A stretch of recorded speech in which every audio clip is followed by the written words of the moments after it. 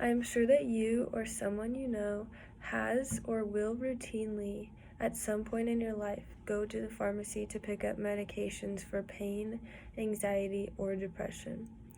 The feeling of a doctor putting you on heavy doses of medication for an indefinite amount of time is a terrible feeling. But what if there was another option that is emerging as some sort of miracle drug? As someone who suffers from a chronic illness and autoimmune disease, I know what it is like to have chronic pain, depression, and anxiety, and I'm always trying to find other things that can help. Recently, I've been doing research on alternative treatments for myself, and there is one very controversial topic that has come up time and time again, and that is the use of psychedelics for medical applications, specifically mushrooms. After multiple encounters, I am still unsure about my stance on this topic, but am excited to hear your perspectives and invite you to form your own educated opinions. Today, I'm going to go over the two major perspectives and ideas on legalizing and decriminalizing magic mushrooms for medical use. Today, there is a new movement of psychedelics, and that is for medical use. Medical News Today stated that individuals that use psilocybin as a recreational drug have feelings of euphoria and sensory distortion that are common to hallucinogenic drugs such as LSD. There are two ways that you can take mushrooms: microdosing and tripping. Double Blind explains microdosing as a practice of regularly taking psychedelics in a very small dosage with the intent on gently boosting mood, creativity, productivity, and cognitive skills. The other way that people consume psilocybin is in large doses to reach an out-of-body and mind experience called tripping. As of 2019, there were only 3 cities that have decriminalized mushrooms, but decriminalized does not mean legal. For the people who advocate for psilocybin to be decriminalized and legalized for medical use in small doses, they believe that applied in the right sense, mushrooms can be very helpful to many people. A study from the Harm Reduction Journal found that both in terms of beneficial outcomes, such as improved mood in 26.6% and focus in 14.8%.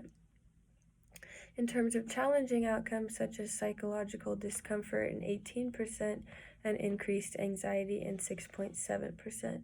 This research shows that the outcomes are more beneficial than detrimental, and the data shows that by not taking anything, there is no sight of improvement. Advocates for the movement say that allowing for more cities to decriminalize and doctors to start prescribing could permanently allow for the U.S. depression and anxiety rates to significantly decrease for the first time in a long time without the help of the pharmaceutical industry. A study published in the Journal of Psychopharmacology showed that terminally ill patients treated with psilocybin had substantial and sustained decrease in depression and anxiety. By allowing oneself to indulge in microdosing, it alleviates a lot of stress and makes day-to-day activities more comfortable and happy than impairing as they were before. Because this topic of psychedelics is such a controversial topic, there are two sides. While there are a lot of people who support it, there are also many who don't. The other side of the arguments are the proponents of psychedelics, people who believe that the negative outweighs the positive for the medical use of mushrooms. A Life Science article says that a new study finds just one strong dose of hallucinogenic mushrooms can alter a person's personality for more than 1 year and perhaps permanently. If not taken correctly or taken more than a microdose, there can be long-lasting physical and mental effects to the subject taking the mushrooms. This is a very dangerous drug for people who suffer from depression and suicidal thoughts because taking large doses can magnify their feelings of self-harm and hurting others.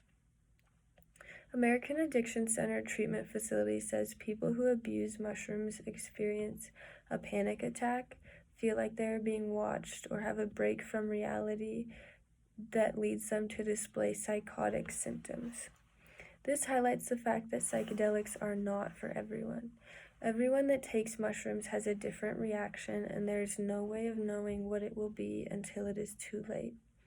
There is also no set dosages or understanding of the ratios because the FDA has not approved or regulated the drug and has the potential to get laced with more and other dangerous drugs. After hearing both sides of this topic, I invite you to participate in dialogue and share your own opinions on medical mushrooms. With that idea, do you believe that psilocybin should be decriminalized and legalized in some areas for medical applications? Why or why not? If it was administered in a controlled setting, do you believe that it would be more practical and have a better success rate? Do you know someone who suffers from depression, anxiety, or chronic pain that cannot find a consistent treatment that works? Is taking something that does not have years of testing to back it reckless or uneducated? Advocates say that psychedelics are already being used uncontrolled and illegally by many American citizens, and by having the FDA regulate psilocybin, mushrooms would decrease the abuse and allow for medical use. Proponents say that the potential risk of permanently altering someone's life is not worth the risk when there are less invasive treatment protocols. After our open, informative discussion, I leave you with your thoughts to determine your stance on the topic. The next time you hear something in the news about the movement, I encourage you to look more into it and educate others. Now, there's still a very small number of cities, not even states, that have decriminalized.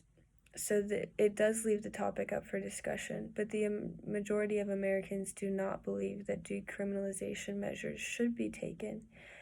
But I'm curious to see how long that will last with the increasing interest in use for psychedelic for medical purposes.